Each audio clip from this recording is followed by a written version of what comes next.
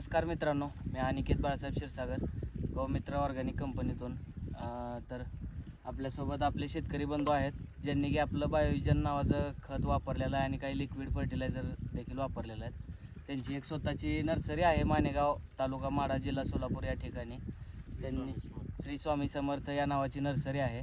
त्यांनी त्याच्यामध्ये नर्सरीमध्ये रोप तयार करण्याच्या त्या जागी कोकोपीटामध्ये आपलं बायोविजन नावाचं खत टाकून चांगल्या प्रकारची रोपं तयार करतात असं त्यांचं म्हणणं आहे. त्यांना आपण त्यांचा अनुभव विचारूयात, काय येतो नेमका बायोविजन टाकल्यानंतर किंवा आपले लिक्विड फर्टिलायझर वापरल्यानंतर. तर सर, तुमच्याबद्दल थोडीफार माहिती सांगा. नमस्कार. मी आनंद देशमुख. माझी श्री स्वामी समर्थ नर्सरी आहे. द्राक्षाची रोप तयार करतो मी.